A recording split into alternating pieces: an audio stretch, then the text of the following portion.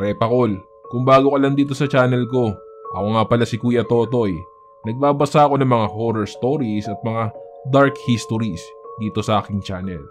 Kung gusto mo ng mga ganong content, don't forget to subscribe at i-click mo na ang notification bell para updated ka every time na mag-a-upload ako. Simulan na natin ang kwentuhan ngayong araw. Serye FM.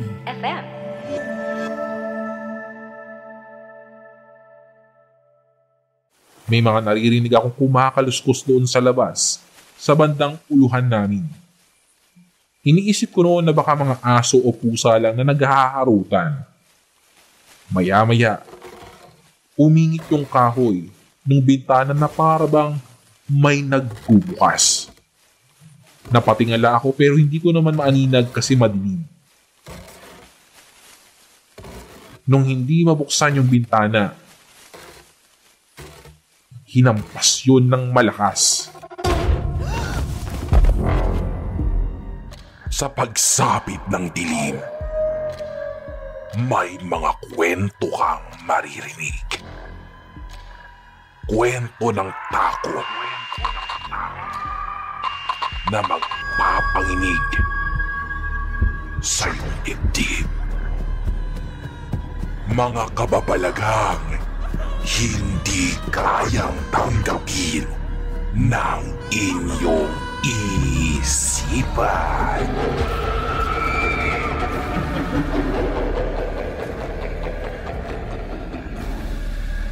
Nagkaganap sa Kilabot Pinoy Horror Stories.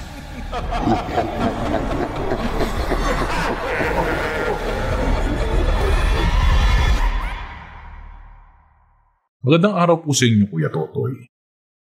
Itago niyo lang po ako sa pangalang Marge.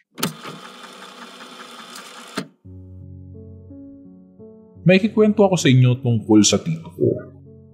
Sa dalawang kapatid na lalaki ni Mommy, si Tito Carlo ang pinaka-close naming magpipinsan. Siya yung nakalakihan naming kalaro, kakwentuhan at kabiruan. Bunso kasi si Tito Carlo, kaya siya ang madalas na mautusan na bantayan kami. Nung elementary si Tito Carlo, naging sobrang sakitin siya, kaya napilitang mag-drop out sa school. Dahil dito, hindi siya natutong magbasa at magsulat. Hinomeschooled siya ni Lola, pero all he learned is kung paano isulat ang kanyang pangalan. Yung pagiging sakitin niya, parang naging cause ng insufficient learning ability niya. Para mapalakas yung katawan ni Tito Carlo, hinayaan nila siyang mag-engage into sports.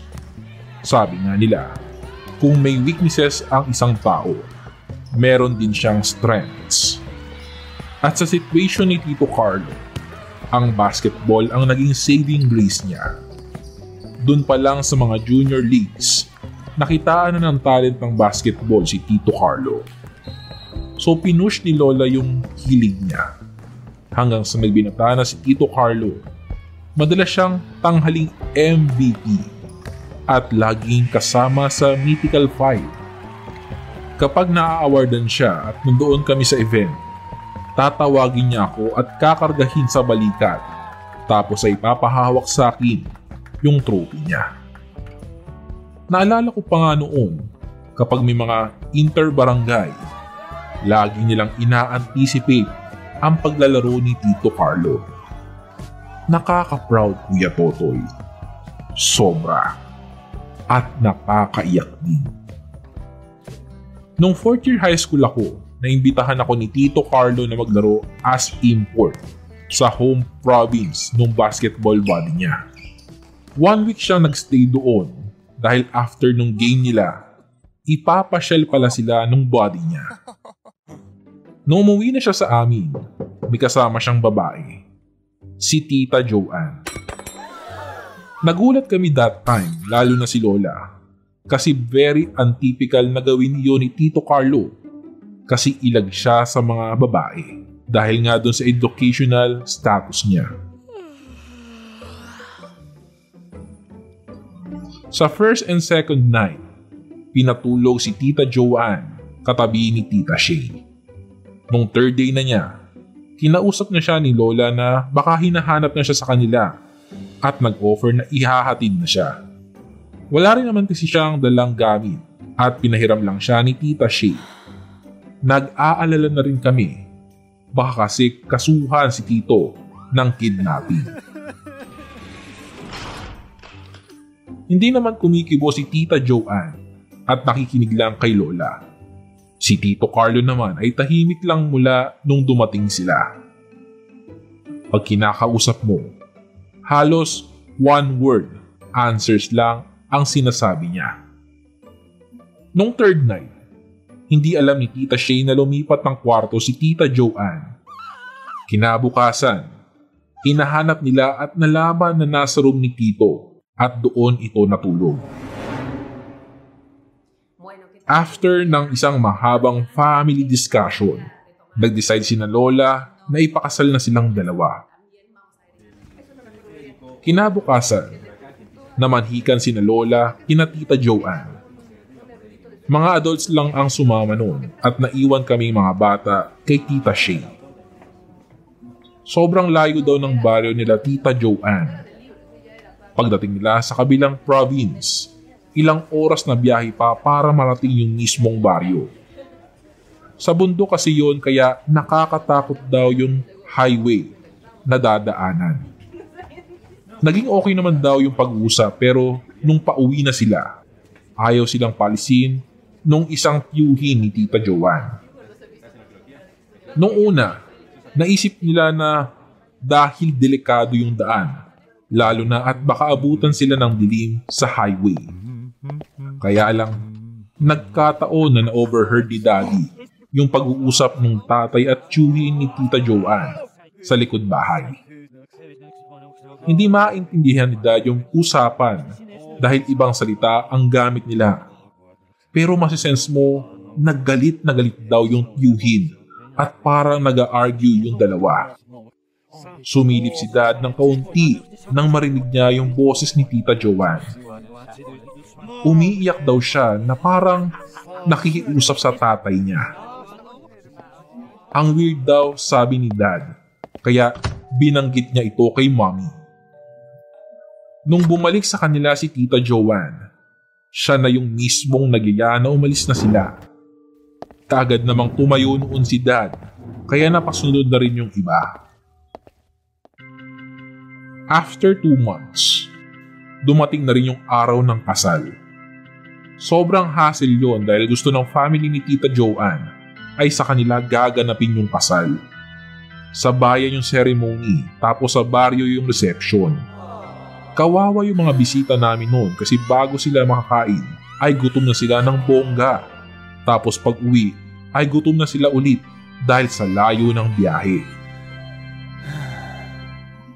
Sunday yung mismong araw ng kasal pero Friday morning ay nagpunta na kami doon. 3 truck yung kasama namin para sa mga gamit na pangluto, tables, chairs, mga mantel, tolda, sound system, mga gulay, karne, at marami pang iba, Kuya Tungkoy. As in bit-bit namin, lahat ultimo karayong at sinulit. Tapos 2 van at isang jeep para sa amin, mga tagaluto, mga miron, alipores at marami pang iba. May motion sickness ako so I took sleeping pills at tulog lang ako the whole trip. Pagdating namin sa baryo, para akong nasa isang local horror movie scene.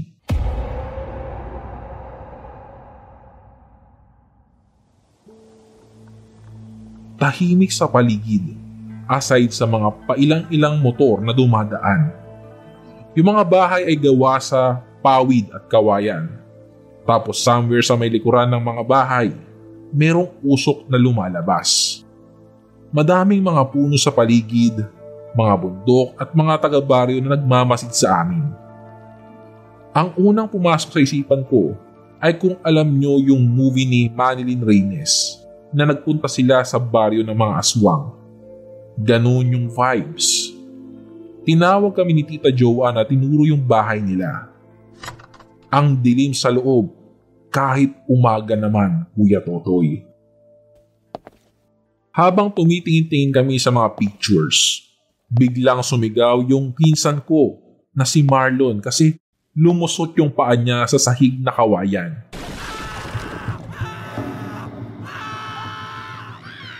Nagsigawan na rin kami habang itinatayo siya kasi akala namin ay may humihila sa paa niya.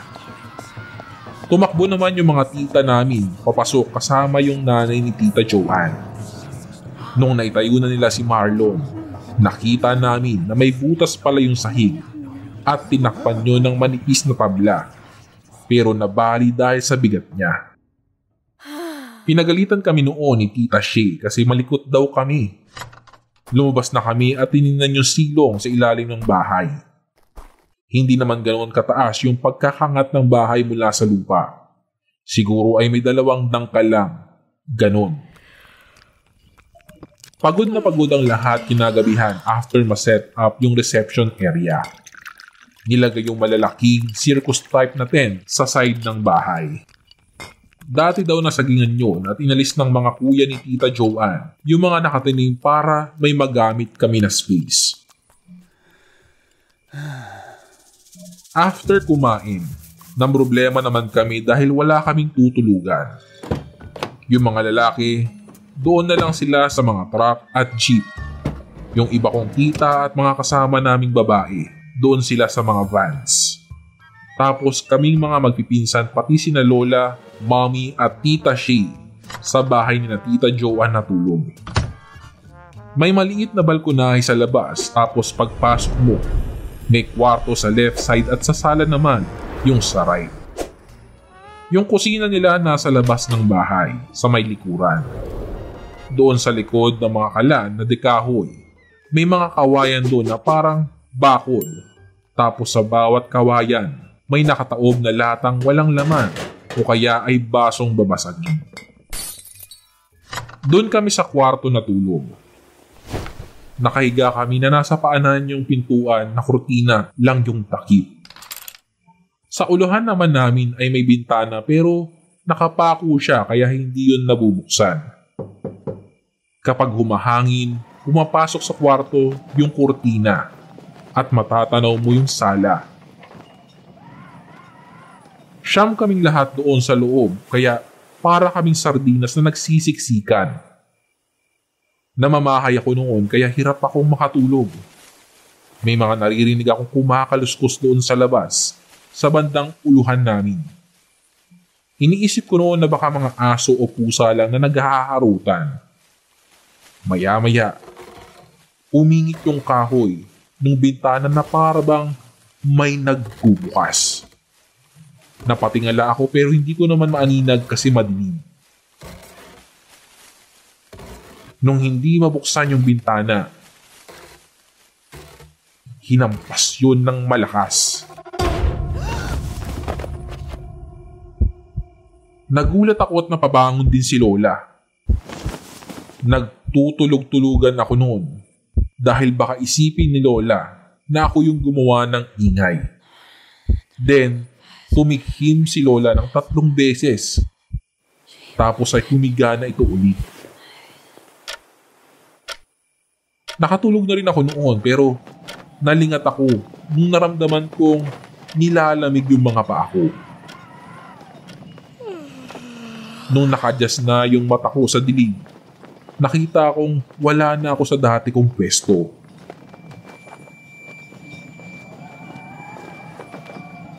Wala na ako sa banig at yung ulo ko ay nakapantay na sa paanan ni Tita Shay. Tapos yung mga paa ko nakatutok doon sa direksyon ng pintuan. Bigla akong gumapang pabalik sa pwesto ko noon kasi feeling ko may hihila sa akin anytime. Yumakap ako kay Tita Shay at saka natulog na ulit. The next day, kinuwento ko sa mga kapatid at pinsan ko yung nangyari.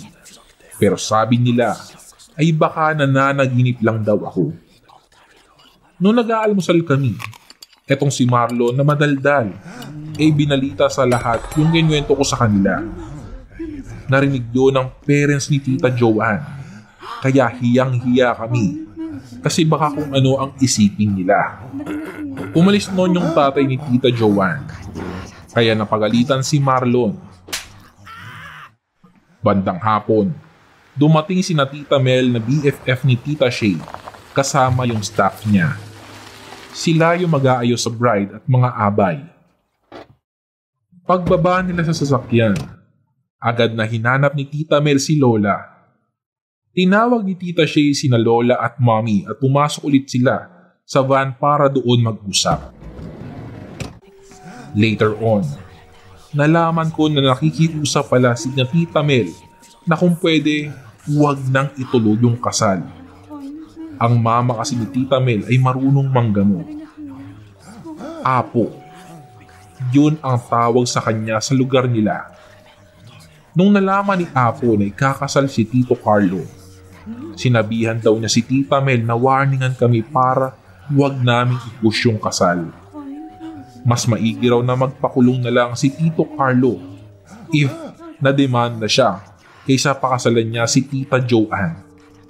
Ang sabi daw ni Apo, malas yung babaeng yon at magiging miserable ang buhay ni Carlo pag kinasal siya doon. Nakakasigurado ako doon. Kaya lang, nahihiyang makialam si Tita Mel dahil syempre family matters ito. Pero nung paalis na sina Tita Mel that day, may pinabaon daw si Apo sa kanya at sinabihan na wag niyang aalisin ito sa bulsa niya kahit na anong mangyari. Sabi ni Tita Mel, first time daw na ginawa iyon ni Apo, kaya natakot siya ng sobra. Hindi naman sa wala kaming tiwala kay Apo. Minsan na niya kaming natulungan before. Kaya lang, nandun na kami sa point na hindi na pwedeng umurong sa kasal.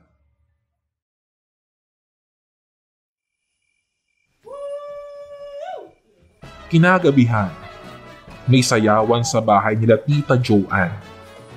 Ganon daw kasi doon ang tradisyon sa kanila. Kaming 6 na magpipinsan, hindi naman mahilig sa mga ganoon, kaya nandun lang kami ni Tita Joanne at nagkekwentuhan. Sobrang late na yon at sleepy na rin kami pero hindi naman makatulog dahil sa ingay. Maya-maya, pumasok si Kuya Rod na isa sa mga kasama namin. Sabi niya ay nahihilo raw siya. Kumuha ang pinsan kong si Melay ng Vicks. Saka namin hinilot yung ulo ni Kuya Rod. Putlang-putla siya na nakahiga sa sahig. Tapos bigla siyang tumayo at tumakbo palabas. Sinundan namin siya at nabutan namin sa may balkonahe na sumusuka. Buo-buo at kulay itim na parang dinuguan yung sinusuka niya. Nakakapagtaka lang kasi hindi naman kami kumain ng dinuguan. Hinahagod-hagod namin yung likod niya kasi parang mapapatid na yung ugat niya sa leeg sa sobrang pagsusuka. Pinakuha ko ng tubig yung kapatid ko at pagbalik niya, hinila niya ako doon sa isang gilid. Sabi niya, may manong daw doon sa likod tapos nung nakita siya, tumawa daw ito ng tumawa ng malakas. Pinatawag ko sa kanila ni Marlon, sina Daddy, para ma-check kung need ba ang dalhin sa ospital si Kuya Rod. Pagdating ni Dad, dumiretso siya sa loob tapos nung bumalik siya sa amin, pinalipat niya kami malapit doon sa mga nagluluto dahil nandoon yung family namin. Sabi ni Dad, yung tiyuhin daw ni Tita Joanne yung nakitang tumatawa ng kapatid ko. Hinilot ang nanay ni Tita Joanne si Kuya at doon pa lang unti-unting nagkakulay yung face niya. Sabi niya, nausog daw siya siguro. After a while, nagsabi yung kapatid ko na napapa-CR daw siya. Nainis pa ako noon kasi yung CR ni na Tita Joanne nandoon yung sa likod sa tabi ng lutuan nila. Nakahiwala yun sa bahay nila at pawid lang yung pader niya at bubong. So kaming 6 ulit, sama-samang pumunta doon sa CR. Nakatalungko lang kami doon sa labas ng CR at hindi kumihibo. Then, tumayo si Melay at sinapok si Marlon kasi nambabato daw ito. Nagalit naman si Marlon dahil hindi naman daw siya nambabato.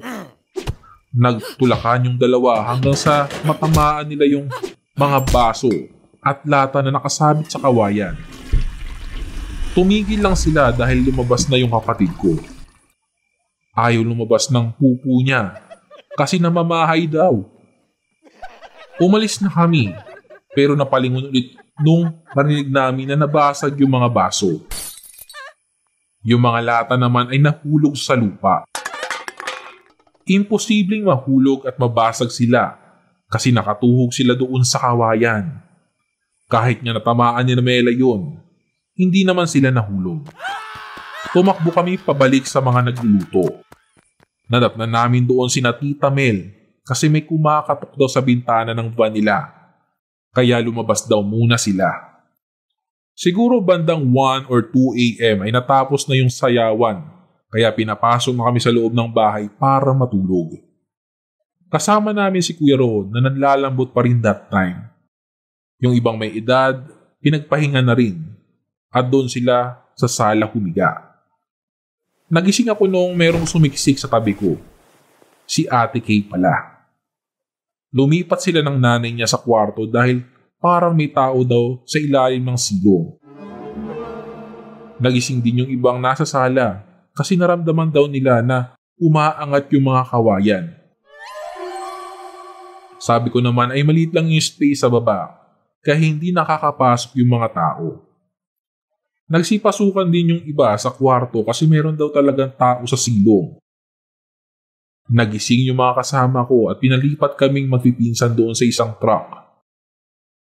Super busy that Sunday morning at yung iba sa amin na hindi naman kasali sa ceremony ay hindi na naligo. Maayos namang nairaos yung kasal.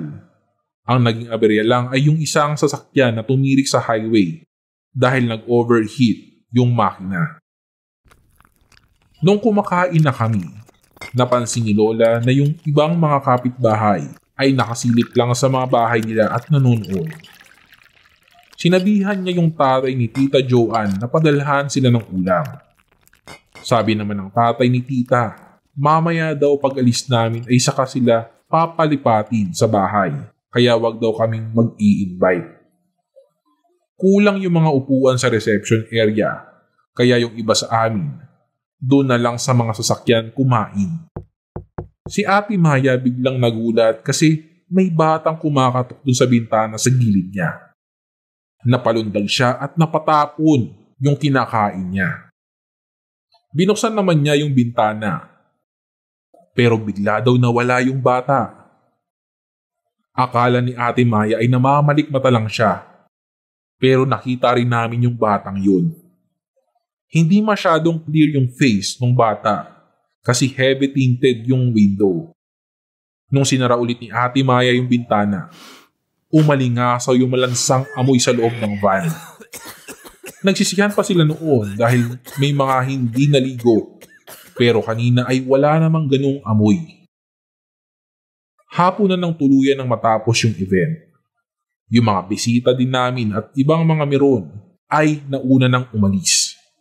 Isang truck at yung 2 van na lang yung natira plus si Tita Mel. Nung paalis na rin kami ay sobrang lungkot ni Tito Carlo. Maiiwan kasi sila doon at after a week pa sila uuwi sa amin. Ramdam namin na ayaw magpaiwan doon mag-isa ni Tito Carlo. Yumakap siya kay Lola at parang ayaw niyang bumitaw. Then, tumingin siya sa aming mga pamangkin niya at niyakap niya kami isa-isa. Nagsiiyakan kami noon kaya hinampas ni Mami si Tito dahil ba't daw siya umaasta na parang hindi na namin siya makita ulit. Then sabi ni Daddy, ipagpe-pray over daw namin si Tito Carlo. Pinapasok namin siya sa van at naghahawak-hawak kamay kami. Tinawag din nila yung nasa kabilang mga van at yung mga hindi kasya sa loob Pumesto na lang sa mga bintana at pintuan. Nagpray noon si Lola at for some reasons, hindi namin mapigilan yung pag-iyak namin. Kung tutuusin ay dapat masaya kami dahil kasal na yung Tito Carlo namin. Pero ang lungkot sa pakiramdam, Kuya Totoy. Noong nasa kaligitnaan na kami ng biyahe, biglang umalingaso ulit yung malansang amoy sa loob ng van namin. Kinuwento ni Ate Maya yung nangyari sa amin kaya tinawagan ni Tita Shay si Tita Mel. Then tinawagan naman ni Tita Shay yung isa pang van at truck at naghintayan kaming lahat doon sa gilid ng highway. Pinalabas kaming lahat ni Tita Mel tapos tingnan daw namin lahat ng mga kasama namin kung may kulang ba dahil baka may ibang sumama.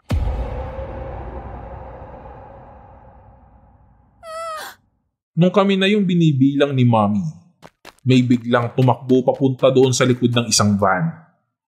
So hinabol siya nung isa naming kasama. Pero nawala daw ito bigla.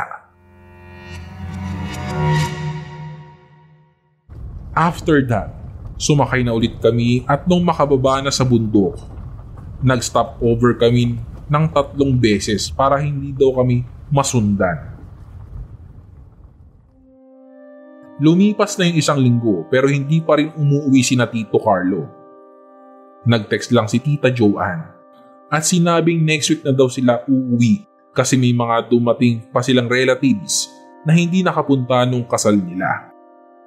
Sobrang nag-aalala na sila Lola noon kasi kapag tumatawag sila, hindi yun sinasagot ni Tita. Ang ginawa ni Tita Shay, bumili siya ng bagong SIM at yun yung pinangtawag niya kay Tita Joanne. Sinagot naman niya ito pero nung pinapabigay yung phone kay Tito Carlo, sabi niya ay umalis daw si Tito Carlo kasama yung mga kuya niya. Yung mga sumunod na tawag, hindi na sila sinasagot ni Tita kahit gumamit pa ng ibang number. So tinext siya ni Tita Shay at sinabing susunduin sila kinabukasan. Nag-reply si Tita Joanne at sinabing uuwi na sila kinabukasan. Nung makita ko si Tito Carlo, hindi ko alam kung ano ang mararamdaman ko. Kasi ilang araw lang namin siyang hindi nakita. Pero sobrang laki ng pinagbago ng itsura niya. Gwapo si Tito Carlo, Kuya Totoy. 6'2" ang height niya. Maputi. Medyo curly ang buhok. Tapos may dimple pa siya sa right cheek. Pero nung umuwi siya, parang ang tanda niyang tingnan. Mukha siyang malnourished dahil lubog yung pisngi niya. May mga dark circles yung mga mata niya na parang kulang na kulang sa tulog. Matamlay siya at laging walang ganang kumain. Kapag nasusolo ni Lola si Tito, tinatanong niya ito kung ayos lang ba siya at kung ano ang nangyari sa kanya. Pero nag-i-smile lang si Tito Carlo at yumayakap kay Lola. Hindi nagtagal, unti-unti naming napansin ang pagbabago sa ugali niya. Yung dating palabiro, malambing at mapagmahal na Tito Carlo namin ay biglang napalitan ng bugnutin at walang modong tao. Kung dati ay kulang na lang ay tumira sa basketball court si Tito Carlo, ngayon ay hindi niya na pinapansin yung bola kahit yayain namin siyang maglaro ng basketball. Naalala ko yung time na yakapin kami isa-isa ni Tito Carlo bago kami umuwi nung araw ng kasal niya. Totoo yata talagang yun na ang huling beses na makikita namin siya. Yung kasama namin ngayon, parang ibang tao. Parang hindi na yung Tito Carlo na kinalakihan at minahal namin.